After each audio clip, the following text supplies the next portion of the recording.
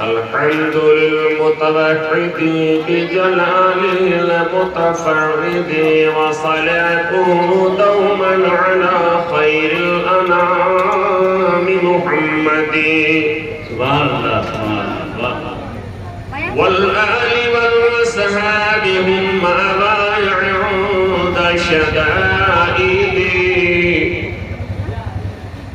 الحمد لله الحمد لله الذي أبدع الأفلاك والأرضين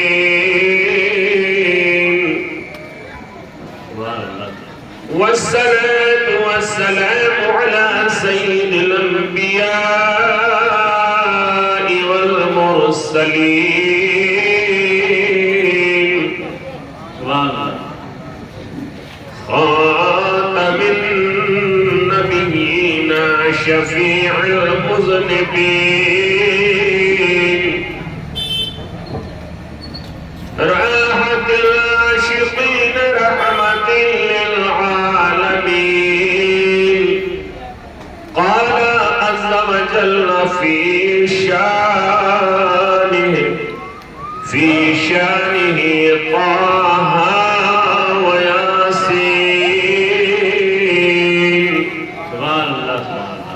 وعلى آله وصحبه وذرياته وشهداء محبته أجمعين لا سيما سيدنا سندنا غوثنا الغوث الأعظم الغوث الأعظم الجيلاني البغدادي الحسني والحسيني محي الدين ومعيننا ومغيثنا وقطبنا وماوانا وملجأنا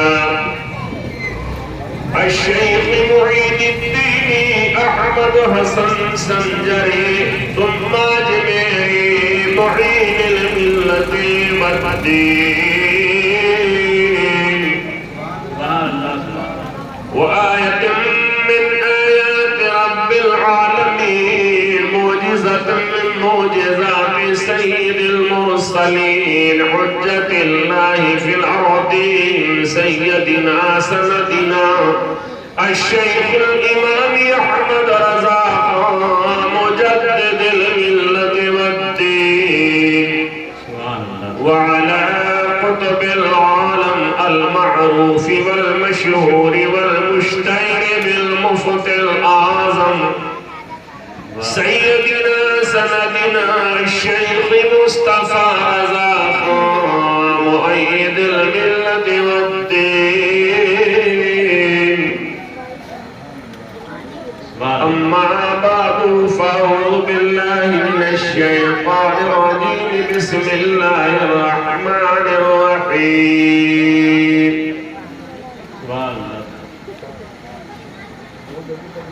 ولقد زينا السماء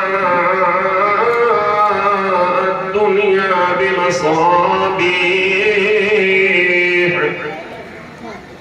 آمنت بالله صدق الله مولانا العظيم آئیے سب سے پہلے انتہائی ادب و احترام کے ساتھ ساری کائنات کے مرکز عقیدت گنبد خضرا کے مکی حضور رحمت عالم صلی اللہ علیہ وسلم کی مقدس بارگاہ میں بآواز بلند درود پیش کریں اللہم صلی علی سیدنا شفیع محمد وعلی آلہ وسلم صلاۃ و سلام علیک یا رسول اللہ صلاۃ و سلام یا رسول اللہ صلاۃ و سلام یا حبیب اللہ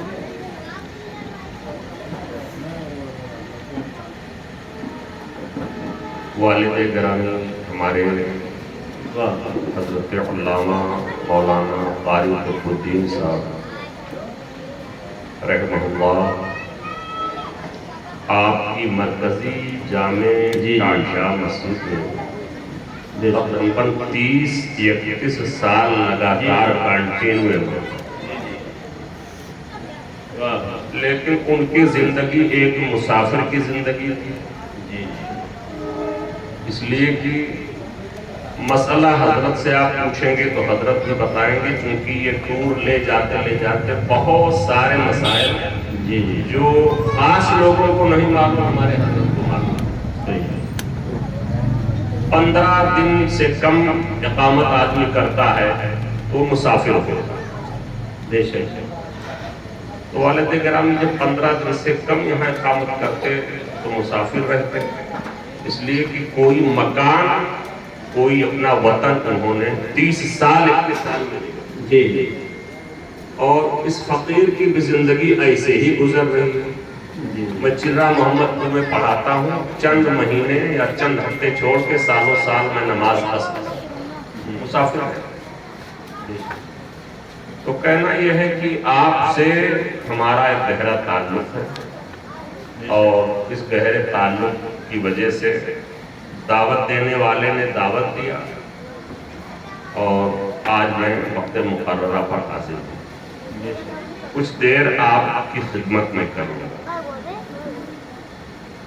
عادت کے مطابق 2-3 شعر میں پڑھتا ہوں، اب آپ کی سمجھ شریف میں آ جائے تب بھی ٹھیک ہے، اور نہ سمجھ شریف میں آئے تب بھی ٹھیک ہے، اس لیے کہ وہ شعر حضور تاج شریعہ، جانشین مفتی اعظم، فخر ازہر، وارث علوم اعلیٰ حضرت علامہ شاہ مفتی محمد اختر رضا خان علیہ رحمت الرضوان، میرے خیال اس مجمع میں ہو سکتا ہے حضور تاج شریعہ کی مرید ضرور موجود ہے۔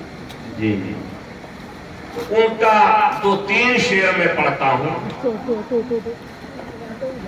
ایک بار اور درود شریف۔ اللہم صلی علی شفیعنا مولانا محمد وسلم، صلاۃ و سلام علیک یا رسول اللہ۔ دعوے فرقت طیبہ،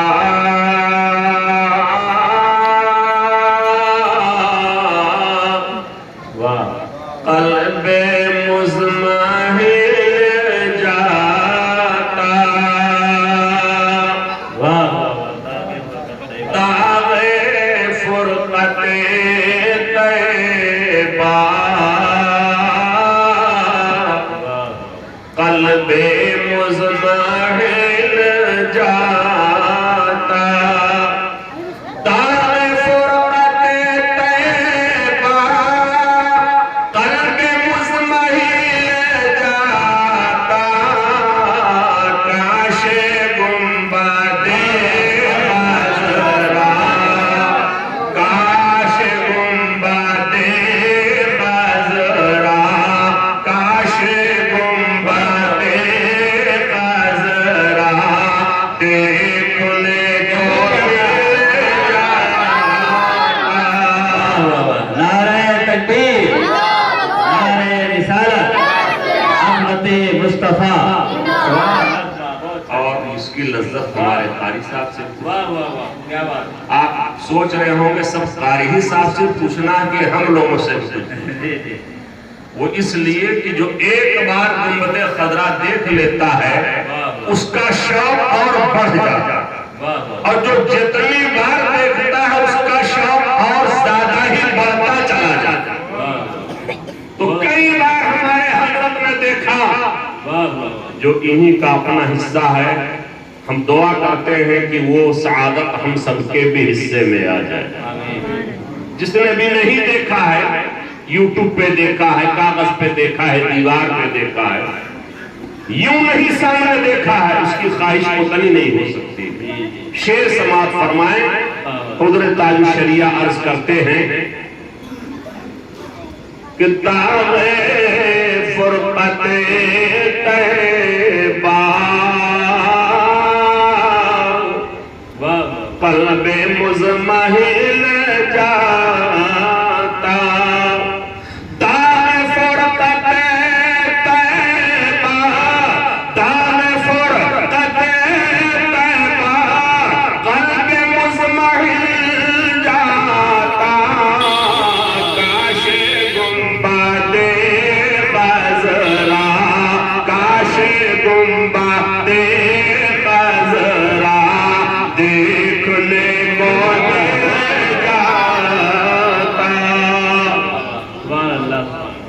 से कम गुंबद खदरा तो समझ में आ रहा होगा ना, तो हाथ उठा के कह दो या रसूल अल्लाह। और ये कोई लक्ष्मण रेखा नहीं है जो ये सामने है, आप इधर भी आ सकते हैं, इसलिए कि मैं टीचर हूँ। ये बीच में गेपिंग जो है वो मेरे माथे पे हथौड़ा चल रहा है, तो थोड़ा सा आ जाइए, करीब आ जाइए चाचा, हाँ आ जाइए, थोड़ा सा करीब आ जाइए।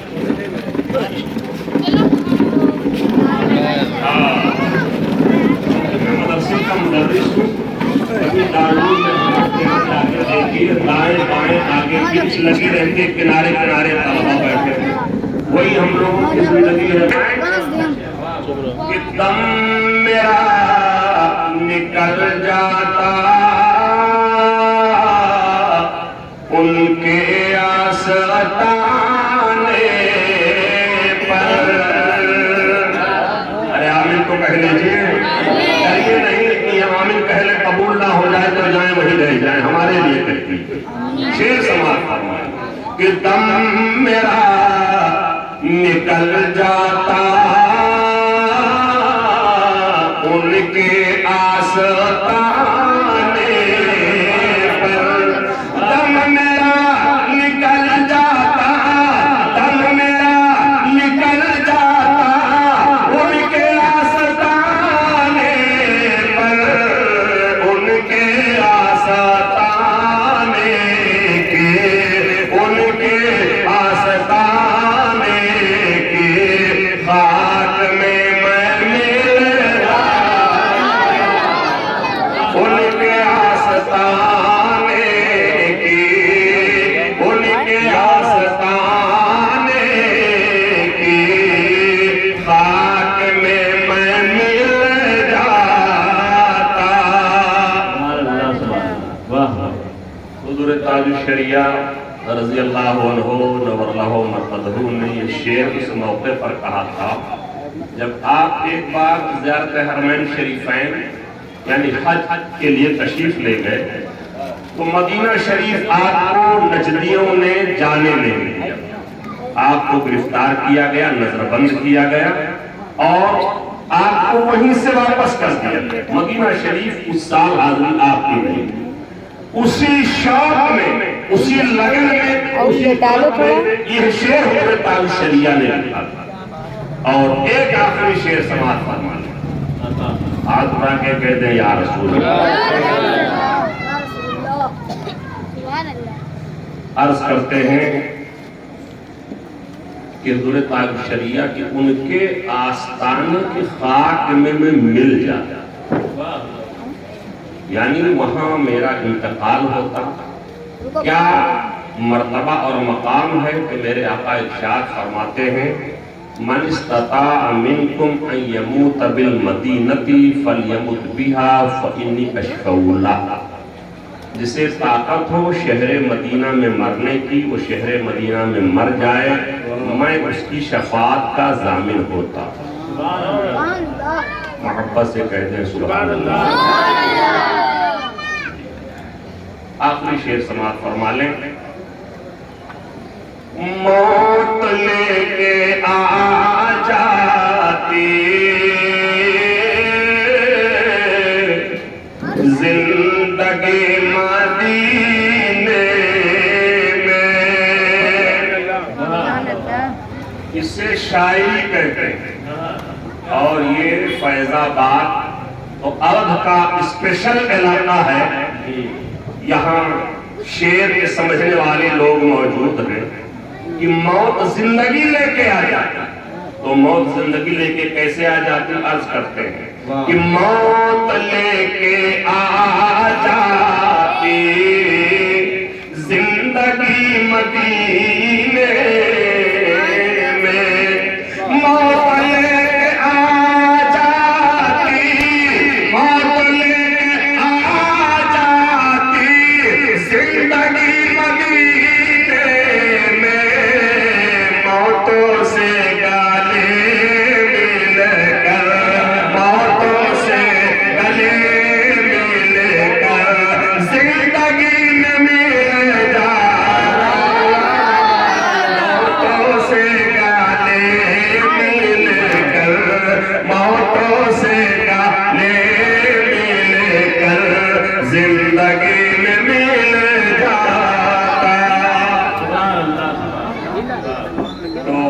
کرتے ہیں موت لے کے آ جاتی زندگی مدینے میں، یعنی اگر وہاں موت آتی تو موت موت نہیں بلکہ زندگی ہوتی، اور میں موت سے گلے مل کر زندگی میں مل جاتا، یعنی اس کا استقبال کرتا، اس کا استقبال کر کے اسے خوش آمدید کہتا۔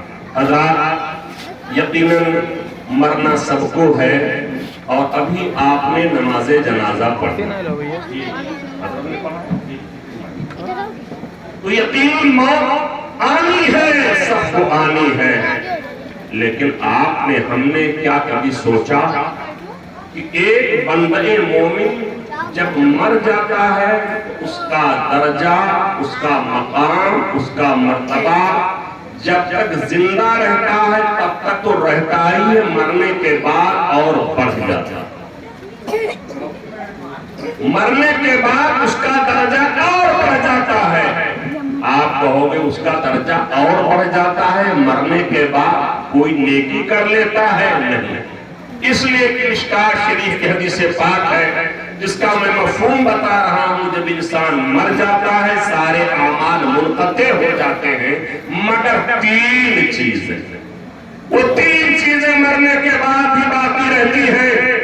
میرے سرکار فرماتے ہیں صدقۃ جاریۃ، ایک صدقہ جاریہ ہے، اور علم ينتفع به، اور ایک ایسا علم ہے کہ مرنے والا دنیا سے گیا، اس نے صدقہ جاریہ کے طور پر مسجدیں بنوائی، مدرسے بنوائے۔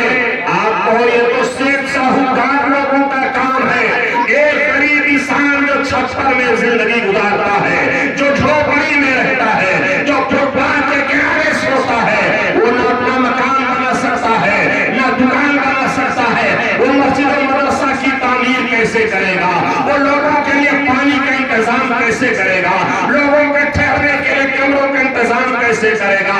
حضرات تو میرے سرکار فرماتے ہیں ایک صدقہ جاریہ ہے، یا مرنے کے بعد گیا ہو ایسا علم چھوڑ کے گیا ہو جس سے لوگ فائدہ حاصل کریں، اپنے بچوں کو قاری قرآن بنا کے گیا ہو، قاری قرآن بنا کے گیا ہو، حافظ قرآن بنا کے گیا ہو، کچھ لوگوں کو قرآن پڑھا کر کے گیا ہو، کچھ لوگوں کو حدیث کی باتیں بتا کر کے گیا ہو۔ اور میرے آقا ارشاد فرماتے ہیں تیسرے نمبر پر اولد صالح یدعو لہ، یا مرنے والا دنیا سے گیا تو کوئی نیک بخت لڑکا چھوڑ کے، ولد صالح نیک لڑکا چھوڑ کر کے گیا، تو نیک لڑکا چھوڑ کر کے گیا، نیک کا مطلب کیا ہے؟ نیک کا مطلب یہ ہے، اسی حدیث میں اس کی شرح میرے آقا فرماتے ہیں یدعو لہ، جو اپنی ماں کے لیے اپنے باپ کے لیے دعا کرے، وہ نیک لڑکا جو دعائیں خیر کرے،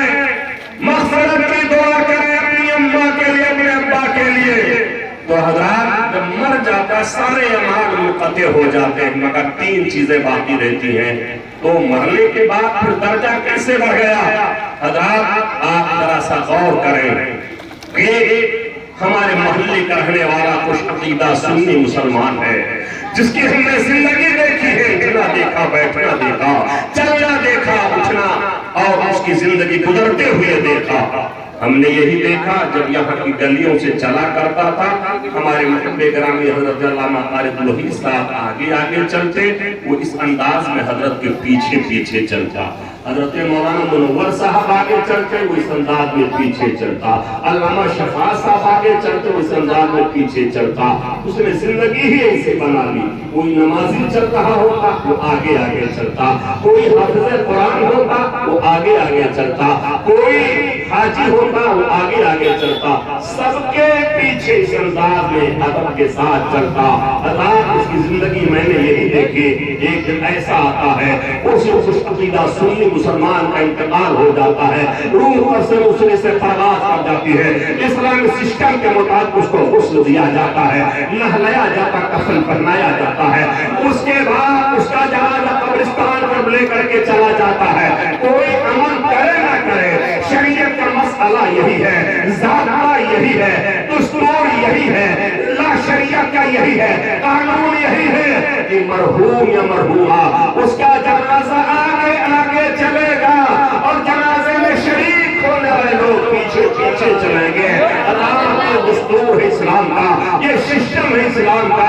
اب میں نے کیا دیکھا یا اللہ, یہ اسی خوش عقیدہ سنی کا جنازہ ہے. جب یہ زندہ تھا علماء آگے ہوتے تھے, علماء کے پیچھے اس انداز میں ہوتا تھا, اور آگے ہوتے تھے اس انداز میں پیچھے پیچھے ہوتا تھا, نمازی آگے ہوتے تھے اس انداز میں پیچھے پیچھے ہوتا تھا. لیکن آج اس کا منظر بالکل تبدیل نظر آ رہا ہے, آج نقشہ بالکل چینج نظر آ رہا ہے.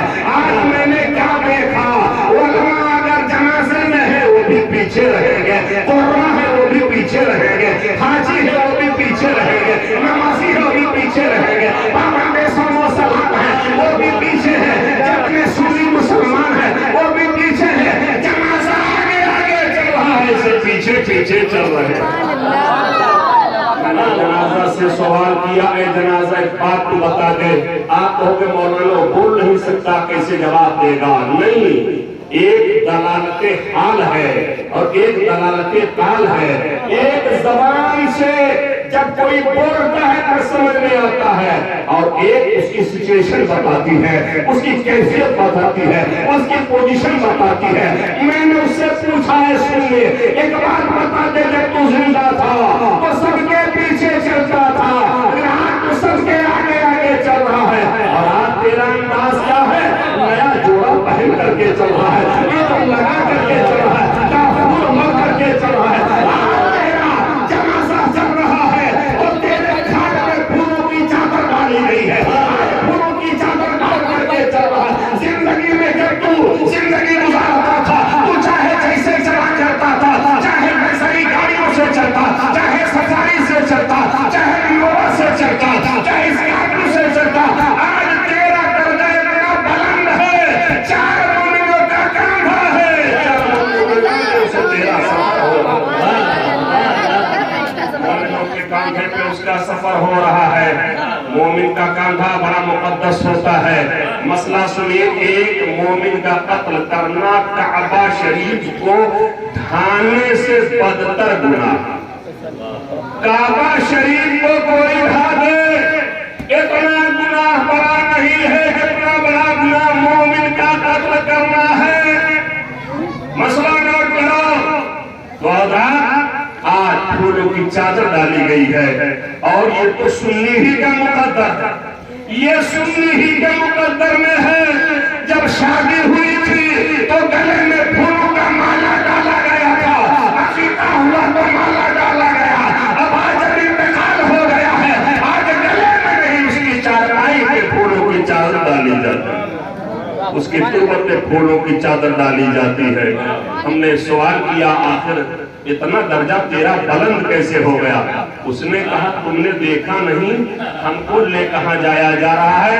ہم نے کہا, ہاں, تم کو فیض آباد کے قبرستان میں لے جایا جا رہا ہے, تم کو فیض آباد کے قبرستان میں شہر خموشہ میں لے جایا جا رہا ہے, گورستان میں لے جایا جا رہا ہے. اس نے کہا, ظاہر تو یہی ہے کہ میں فیض آباد کے قبرستان میں جا رہا ہوں, حقیقت تو یہ ہے میں زیارت نبی کے لیے جا رہا ہوں, زیارت سرکار کے لیے جا رہا ہوں, زیارت محمد رسول اللہ کے لیے. نعرہ تکبیر, نعرہ رسالت, نعرہ رحمت للعالمین, علامہ کمال اختر صاحب کبیرہ.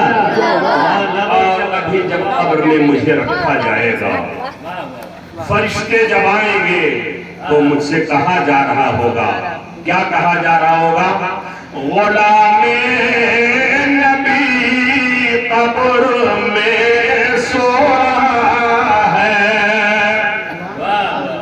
یہ فرشتوں سے کہا جا رہا ہے, غلام نبی قبر میں سو رہا ہے, فرشتوں ہٹاؤ کفن دیر دیر. محبت سے کہہ دیں یا رسول اللہ. وہ حضرات, آپ نے دیکھا نماز جنازہ جب پڑھتے ہیں, جنازہ سب سے آگے اور سب لوگ پیچھے. اب آپ سوچیں, جب زندگی میں زندہ تھا تو اگر آگے ہوتا لوگ ساڑی میں ہو, ہمارے امام صاحب آئیں گے, تو کہاں سے آ گیا؟ لیکن آج جب انتقال ہو گیا, اب وہ سب سے آگے اس کی چارپائی ہے, اور جتنے جنازے میں ہیں سب پیچھے ہیں، سب پیچھے ہیں، سب پیچھے ہیں، سب پیچھے ہیں، سب پیچھے ہیں۔ اور یہ بھی مسئلہ سن لیجئے کہ اس میں پچھلی جو صف ہوتی ہے اس کی فضیلت اگلی سے زیادہ ہے۔ پچھلی صف کی فضیلت اگلی سے زیادہ ہے۔ مسئلہ نوٹ کرو، اس لیے کہ چونکہ جنازہ جس مومن کا ہے اس کا درجہ بلند ہے، سب کو پیچھے رہنا ہے، تو جو نہیں پیچھے رہے گا اس کی فضیلت اتنی ہی زیادہ۔ یہ ایک عام مومن کا معاملہ ہے، لیکن جن کی برکتوں سے ہمیں ایمان ملا، جن کی برکتوں سے ہمیں زمین ملی، جن کی برکتوں سے آسمان ملا، جن کی برکتوں سے زندگی ملی، جن کی برکتوں سے یہ سارا نظام ملا، جن کی برکتوں سے سارا سسٹم ملا، جن کی وجہ سے یہ دنیا مارز وجود میں آئی، اس کا مقام کیا ہے، اس کا درجہ کیا ہے؟ حضرات میں آپ کو بتانا چاہوں گا، آپ نے اچھی طرح دیکھا ہے، آدمی جب زندگی گزارتا ہے تو زندگی گزارنے کے لیے کچھ چیزیں بہت زیادہ ضروری ہوتی ہیں۔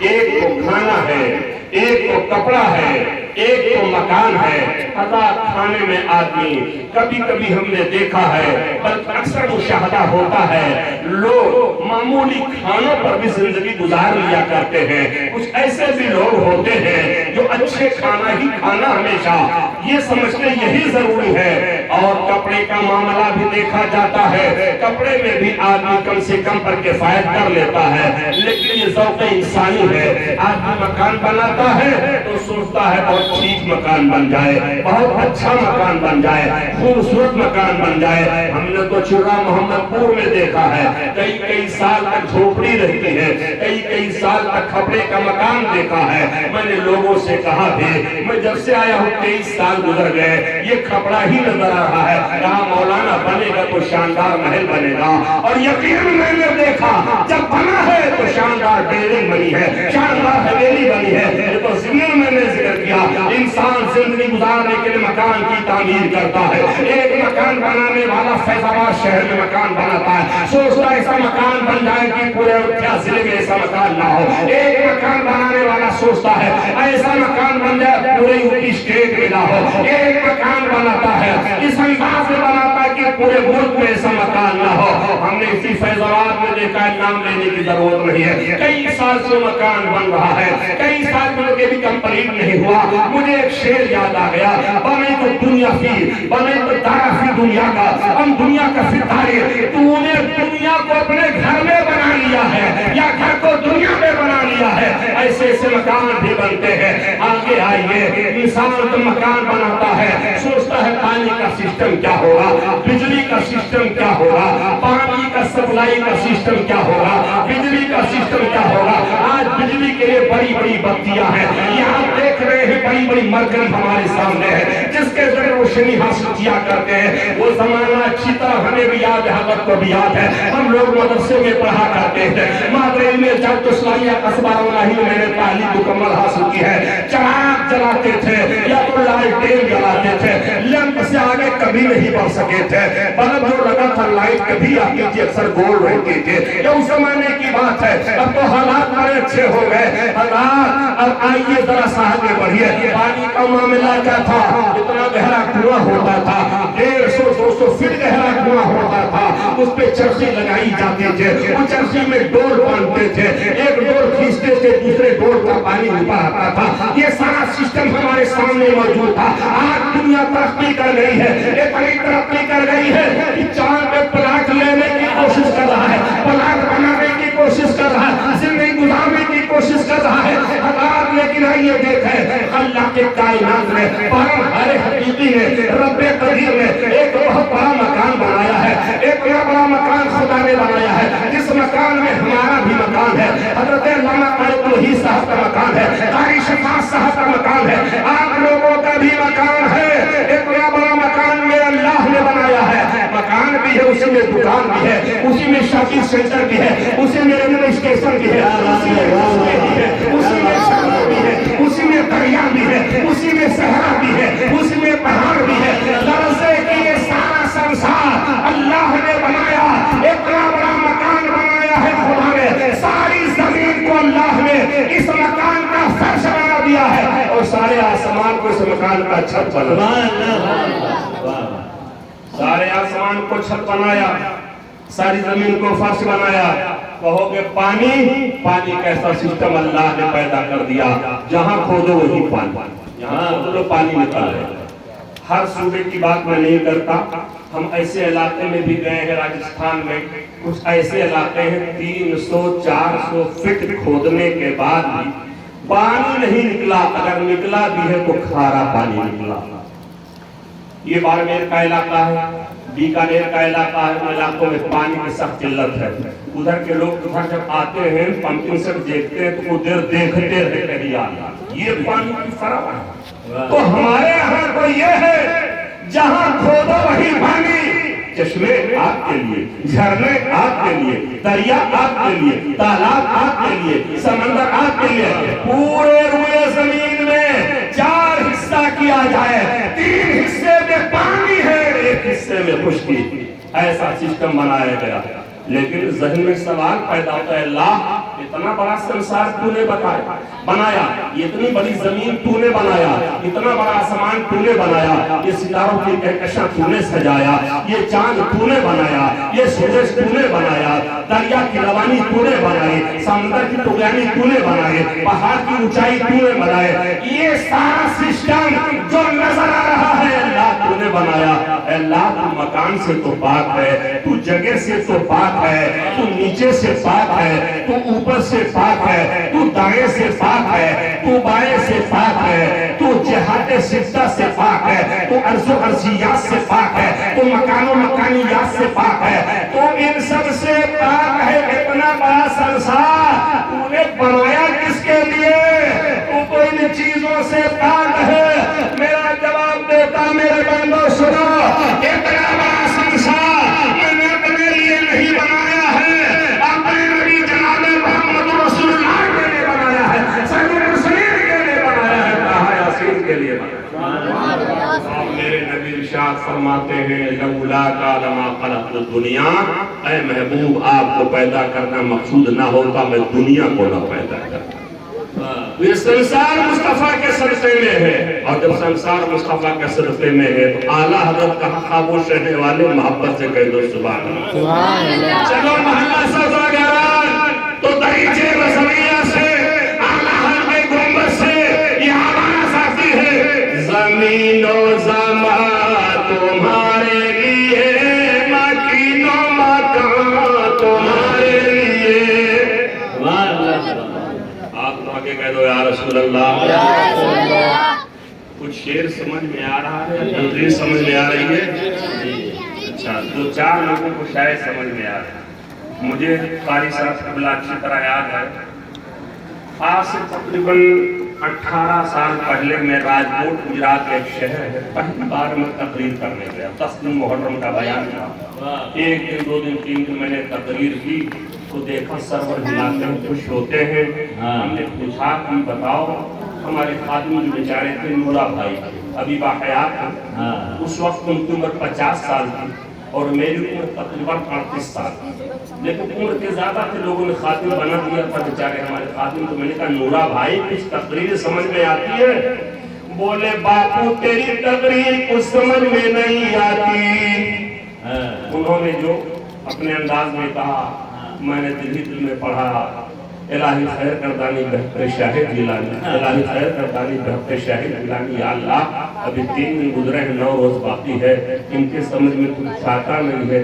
پھر میں نے کہا نورا بھائی ایک بات یہ بتاؤ، سر وغیرہ ہلاتے ہوں میں تو سمجھتا ہوں میری گفتگو سمجھتے ہو؟ بولے باپو جب تو اعلیٰ حضرت کا نام لیتا ہے اپنے کو مزہ آ جاتا ہے۔ آپ کا معاملہ ایسا نہیں ہے، لیکن اعلیٰ حضرت پہ جو وجد ہونا چاہیے وہ وجد میں نہیں دیکھ رہا ہوں۔ محبت سے کہہ دو یا رسول اللہ۔ اعلیٰ بول پڑے، زمین و زمان تمہارے لیے، مکین و مکان تمہارے لیے، زمین و زمان تمہارے لیے، مکین و مکان تمہارے لیے، چنین و چنا تمہارے لیے، بنے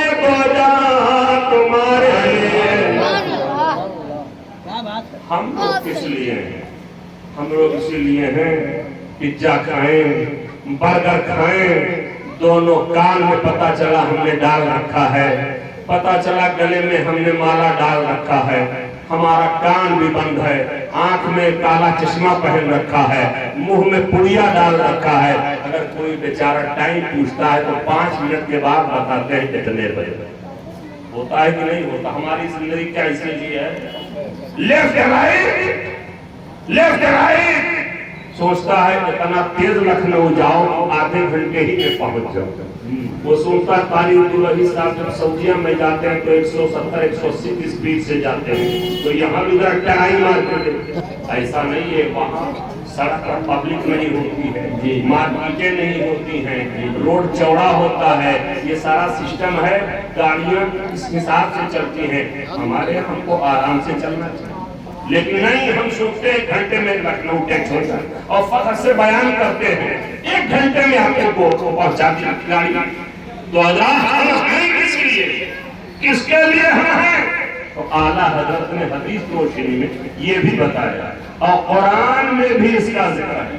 اعلیٰ حضرت فرماتے ہیں کہ دہن میں زبان تمہارے لیے، بدن میں ہے جان تمہارے لیے، اور ہمارے یہاں تمہارے لیے، اٹھے بھی وہاں تمہارے لیے۔ یہ سارا سنسار مصطفیٰ کے لیے بنایا گیا، یہ دنیا میرے نبی کے لیے بنائی گئی، اور حضرات اسی لیے جب یہ مہینہ آتا ہے سنیوں کی عید ہو جاتی ہے۔ محبت سے کہہ دو سبحان اللہ۔ سنیوں کی عید ہو جاتی ہے، سنی مچل جاتا ہے، کہتا ہے وہ مہینہ آ گیا، نور والا مہینہ آ گیا، الحمدللہ وہ آ گئے جو مصیبتوں سے چھٹکارا دینے والے، وہ آ گئے جو ڈگری بنانے والے۔ اور جیسے مہینہ آتا ہے گھر گھر جھنڈا، گھر گھر جھنڈا۔ کچھ لوگ پریشان ہو گئے، بولے یہ جھنڈا جھنڈی کیا ہے، یہ ماذا بینر کیا ہے؟ جن بیچاروں کو شرک اور بدعت کے علاوہ کچھ سجائیے نہیں دیتے۔ اب تو ہم نے دیکھا ہے دل میں ان کے کچھ بھی ہو، لیکن یہ بلا وہاں بھی جو پہاڑا پڑھتے تھے یہ بلا کم ہو، دل میں جو بھی ہو، لیکن یہ بلا اب کم ہو گئی، ورنہ بات بولتا ہے حاضرم حاضر بدا ہوتا شیخ حاضی بدا ہوتا شیخ حاضر، اتنا کارا حرف حلقی۔ ابھی حضرت قاری صاحب تو حج کے لیے گئے، ان کے جانے سے بس 10-15 روز پہلے میں لوٹ کر کے آیا مدینہ شریف سے۔ اس انداز میں جیسے سلام پڑھنا شروع کیا، یہ اس بار کی بات نہیں، ابھی تو چاہے بین ہو چاہے جو بھی وجہ ہو یہ سب دکھائی گئی، لیکن اس سے پہلے تو اس انداز میں جیسے دیکھا واللہ حاضر حرام حاضر بدا حاضر شیخ، 1 بار 2 بار 3 بار تو میں نے کہا لا واللہ حاضر جائز، یہ جائز ہے، کہتا لا واللہ حاضر حرام حاضر بدا۔ لیکن مسئلہ سن لو، جب کبھی مدینہ شریف جاؤ گے تو یہ مسئلہ ذہن میں رہے۔ حضرت صاحب ہندیہ، صاحب فتاوی عالمگیر تحریر فرماتے ہیں یقفو کما یقفو فی الصلاۃ، حضور کی بارگاہ میں اس انداز میں کھڑے ہو جیسے کہ آدمی نماز میں کھڑا۔ اب نماز میں آپ کیسے کھڑے ہوتے ہیں؟ کیسے کھڑے ہوتے ہیں؟ پہلوانی کرتے ہوتے ہیں؟ کیا ایسے کھڑے ہوتے ہیں؟ کیا ایسے کھڑے ہوتے ہیں؟ ایسے کھڑے نہیں ہوتے، ایسے کھڑی ہوتی ہیں۔ کیسے کھڑے ہوتے ہیں؟ اس انداز میں کھڑے ہوتے ہیں۔ تو مسئلہ لکھا ہے یقفو کما یقفو فی الصلاۃ، ایسے کھڑا ہو جیسے آدمی نماز میں کھڑا ہوتا ہے حضور کے بارگاہ کے آداب میں۔ تو کہہ یہ رہا تھا یہ مہینہ جیسے آتا ہے جھنڈا ہی جھنڈا، بینر ہی بینر، اسٹیکر ہی اسٹیکر، بلہ ہی بلہ۔ بولے یہ جھنڈا کیا ہے؟ بدعت۔ یہ اسٹیکر کیا ہے؟ بدعت۔ یہ بلہ کیا؟ بدعت۔ لیکن میں آپ سے پوچھتا ہوں، حضور صلی اللہ علیہ وسلم کے زمانے ظاہر میں بہت سی چیزیں نہیں تھیں، اب بہت سی چیزیں ہو گئی۔ مسجد نبوی شریف الحمدللہ آج آپ دیکھیں تو دیکھتے رہ جائیں، حرم کعبہ دیکھیں دیکھتے رہ جائیں، सरकार के जमाने में इतनी नीची छत थी, खजूर की छत थी, खजूर का पाया था, और अज़वाज मुतहरात में सरकार सल्लल्लाहु अलैहि वसल्लम की अज़वाज मुतहरात हम सब की माएँ थी, उनके घरों में दरवाजा नहीं था, टाट का पर्दा था। उनके घरों में जो हुजरे उनके थे, दरवाजा नहीं था, टाट का पर्दा पड़ा रहता था। अब आज महीने नबवी शरीफ को देखी तो क्या कोई कह सकता है कि हुजूर के जमाने में जो नहीं था वो आजकल बिदात हराम है? तो आखिर मतलब क्या इस झंडा का, इस बैनर का, बिल्ला का? आदमी से हमने जब पूछा कि ऐ आदमी तू बता, तू समझता है? बोला समझते क्यों नहीं है, हम लोग इलेक्शन में जाते हैं तो एक बिल्ला लगा लेते हैं, उस बिल्ला से हम ये साबित करते हैं फला पार्टी के मानने वाले हैं, हमारा ताल्लुक फला पार्टी से है, उसी पार्टी का झंडा लगाते हैं, उसी का बिल्ला लगाते हैं, उसी का बैनर लगाते हैं, उसी का स्टिकर लगाते हैं, और हम ये बताते हैं कि हम इस पार्टी के मानने वाले हैं, फला पार्टी के मानने वाले हैं। बेला कश्मी और रंग से जब ये रबीउल नूर का महीना आता है, हमारा सुनने अपने घरों पे गुंबदे खजरा हरे रंग की मुनासबत से हरा हरा झंडा अपने घरों पे लगा लेता है, और ये दुनिया को बताता है न हम हाथी वाले हैं, न साइकिल वाले हैं, न पंजा वाले हैं, न कमर वाले हैं, न बैलजोड़ी वाले हैं, न चिमचा वाले हैं, न पैली वाले हैं। अरे हम मोहम्मदी हैं, हम मोहम्मदी हैं, हम मोहम्मदी हैं, हम तो इसलिए ये झंडा लगा करके हुजूर से वफादारी का सबूत पेश करता है। लिहाजा ये महीना जब आए आप खुशियों का इजहार करें, अपने घरों की सफाई सुथराई करें, झंडे लगाएं। और मेरे आका सल्लल्लाहु अलैहि वसल्लम जब दुनिया में तशरीफ लाए, हज़रत फातिमा, ये कौन फातिमा है? सरकार की साहिबजादी फातिमा, वो नहीं, दूसरी फातिमा। वो फातिमा बयान करती है कि मैं हज़रत आमिना रज़ी अल्लाह अन्हा के पास बैठी थी। किस लिए? हमारे यहाँ अब तो सिस्टम हो गया कि पैदाइश डिलीवरी अस्पताल में होना भी चाहिए हालात के तहत, वरना मुझे अच्छी तरह याद है, जो मेरा गांव है, हमारे गांव में हमारे घर के बगल में ठाकुर साहब हैं, उनका नाम अस्पताली सिंह है। मैंने अपनी दादी से पूछा एक बात, दादी अस्पताली सिंह का नाम समझे में? बोले भैया ऐसा है, इनकी पैदाइश अस्पताल में बलरामपुर में हुई थी, तो उसी वजह से इनका नाम अस्पताली सिंह। एक मिसाल, मतलब पहले सारा सिस्टम पैदाइश का घर में होता था, डिलीवरी घर में होती थी, अब अस्पताल में ठीक होना भी चाहिए, इसलिए सहूलियात घर में नहीं, हालात बदल गए। बेला कश्मी हो तमसील हज़रत फातिमा बयान करती है, हज़रत उस्मान की माँ है, मैं हज़रत आमिना के पास बैठी थी, मैंने क्या देखा, सरकार की पैदाइश हुई, आसमान के तारे सब करीब आ गए, जितने तारों को मैं देख रही हूँ सारे आसमान के तारे करीब आ गए, ऐसा लग रहा था जमीन पे टूट करके बिखर जाएंगे। ऐसे गौर करो, गोया मेरे सरकार जब दुनिया में तशरीफ लाए, ये आसमान के तारे मेरे करीब आ गए थे, ताकि जमीन के ऊपर उजाला ज्यादा हो जाए, रोशनी ज्यादा हो जाए। आज उसी की आग में अपने घर को कुमकुमों से मुनव्वर करते हैं, अपनी दुकानों को कुमकुमों से मुनव्वर करते हैं।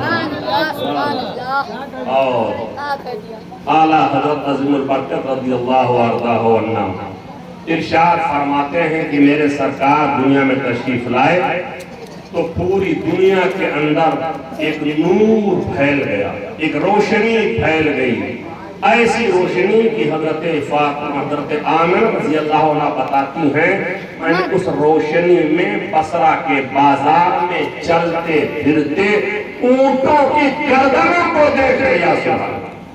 कहाँ है मुल्के शाम, कहाँ है कूफा, कहाँ है बसरा, कहाँ है मक्का? और हमारे सरकार सल्लल्लाहु अलैहि वसल्लम का मौलिद पाक का जहाँ मेरे सरकार पैदा हो, जो आपका घर बिल्कुल बाबू सलाम के सामने, क्यों एकदम बाबू सलाम, کعبہ شریف یوں سامنے اور یوں بالکل سامنے میرے سرکار کا مولد پاک ہے جس میں ہمارے سرکار صلی اللہ علیہ وسلم پیدا ہوئے. حضرات اب آپ غور کریں وہاں حضرت آمنہ ہیں اور بیان کرتی ہیں میں نے ایسی روشنی پیدا ہوئی جب مصطفیٰ جان رحمت دنیا میں آئے کہ اس روشنی میں نے ملک شام کے محلات دیکھ لیے اور محلات ہی نہیں بلکہ بصرہ کے بازاروں میں اونٹ جو چل پھر رہے تھے ان کی گردنیں مجھے نظر آ رہی. یہ عالم ہے میرے آقا صلی اللہ علیہ وسلم نورانیت کا. آلہ فرماتے ہیں کہ صبح طیبہ میں ہوئی بٹتا ہے بارہ نور کا. صبح طیبہ میں ہوئی بٹتا ہے بارہ نور کا. صدقہ لینے نور کا آیا ہے تارا نور کا. صدقہ لینے نور کا آیا ہے تارا نور کا. سرکار دنیا میں تشریف لائے. عرب کے اندر بہت زیادہ جاہلیت تھی, بہت زیادہ جاہلیت اس طور پر کہ سرکار دنیا میں تشریف لائے ہیں صرف چند لوگ لکھنا پڑھنا جائیں, چند گنتی کے لوگ.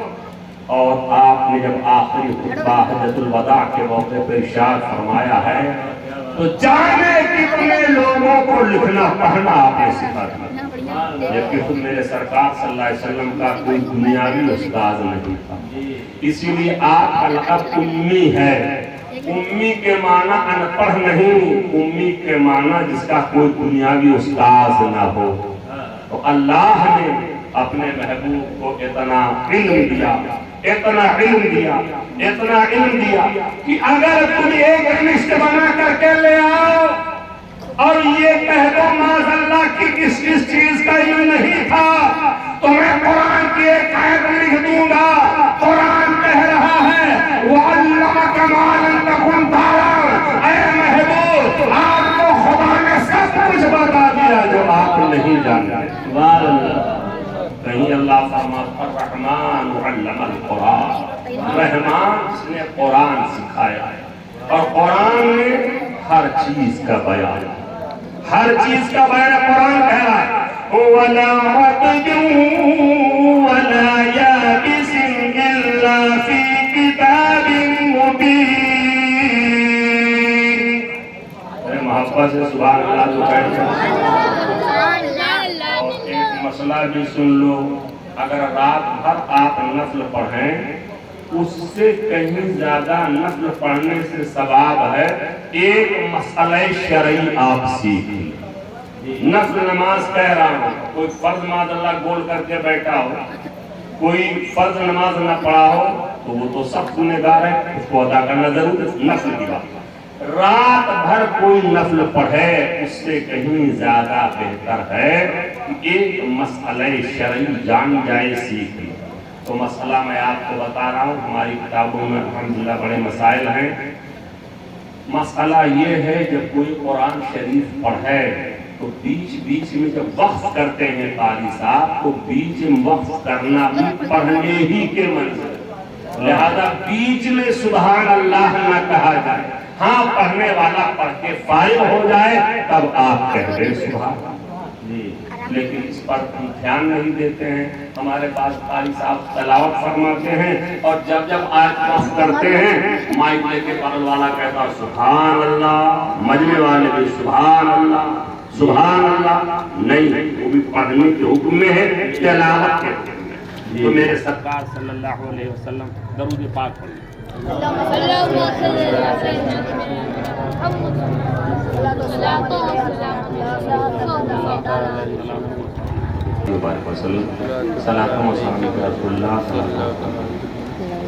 تو عرض یہ کر رہا تھا ہمارے سرکار دنیا میں تشریف لائے, تاریکی ہر طرف ظلمت, ہر طرف اندھیرا, لیکن آقا صلی اللہ علیہ وسلم کی نورانیت سے ساری دنیا میں اجالا ہو گیا, سارے سنسار میں اجالا ہو گیا, سارے عالم میں اجالا. تو آقا تشریف لائے دنیا میں تو بہت ساری برائیوں میں ایک برائی سب سے بڑی یہ تھی کہ لوگ اپنی لڑکیوں کو قبر میں زندہ گاڑ دیا، زندہ درگور کر دیتے تھے، زندہ گاڑ دیتے تھے۔ اور ابھی وہ جگہ جب میں 2005 میں حج میں گیا تو وہ جگہ باقاعدہ گھیری ہوئی تھی، اور آج بھی شاید وہ جگہ ویسے ہی موجود ہے۔ جی حضرت فرمایا، اس بار میں نے گزرتے ہوئے نظر ڈالا تو سمجھ میں نہیں آیا اتنا، لیکن وہ جگہ آج بھی موجود ہے۔ مکہ شریف میں خانہ کعبہ شریف سے تھوڑے سے فاصلے پر جس جگہ لوگ اپنی لڑکیوں کو لے جاتے تھے، زندہ گاڑ دیا کرتے تھے، یہ برائی بہت زیادہ تھی۔ میرے آقا صلی اللہ علیہ وسلم سے ایک صاحب بیان کرتے ہیں کہ یا رسول اللہ، میں وہ انسان ہوں کہ میں نے اپنی زندہ 10 بچیوں کو قبر میں ڈالا، 10 بچیوں کو۔ تو یا رسول اللہ، ہم جب زمانے جاہلیت میں تھے تو ہمارا معاملہ یہ تھا۔ میرے سرکار نے ارشاد یہ فرمایا کہ جس نے 2 بچیوں کی پرورش کی، ان کو ادب سکھایا، ان کو تعلیم دی، ان کی شادی کی، اللہ اس کے لیے جنت متعین فرمایا۔ کتب اللہ لہ الجنہ، اللہ اس کے لیے جنت لکھ دیتا ہے۔ حضرت عائشہ صدیقہ رضی اللہ عنہا موجود تھی، انہوں نے کہا یا رسول اللہ، اگر کسی کی ایک بیٹی ہو تو کہا اس کے لیے بھی ایک جگہ ثلاثہ بنا 3 بچیوں کا ذکر ہے۔ مطلب یہ ہے ایک بچی ہو، 2 بچی ہو، 3 بچی ہو، ایک بچی بھی اگر پیدا ہوئی، اس نے ادب سکھایا، تعلیم دیا، شادی کیا، میرے آقا فرماتے ہیں کتب اللہ لہ الجنہ، اللہ اس کے لیے جنت لکھ دیا۔ یہ میرے آقا صلی اللہ علیہ وسلم نے لوگوں کو مزاج دیا، اور الحمدللہ آج اسی کی برکت ہے کہ اب لڑکیاں عرب میں قبر کے اندر زندہ گاڑی نہیں جاتی ہیں، اب دردور نہیں کی جاتی ہیں، اب ایسا کچھ نہیں ہوتا ہے۔ میرے آقا صلی اللہ علیہ وسلم بچیوں سے بڑی محبت فرماتے تھے۔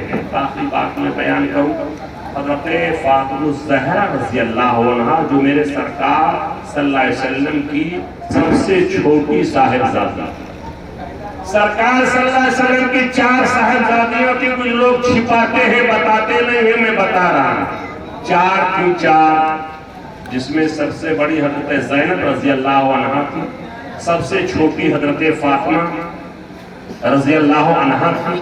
تو حضرت فاطمہ الزہرا رضی اللہ عنہا جن کا مقام مرتبہ بہت بلند، مخدومہ کائنات جن کو کہا جائے، ان کا درجہ بڑا بلند ہے۔ میرے سرکار فرماتے ہیں الا ترضینا یا فاطمہ، تو اے فاطمہ کے راضی نہیں ہو ان تکونی سیدتا نساء اہل الجنہ کی جنتی عورتوں کی تم سردار ہو جاؤ۔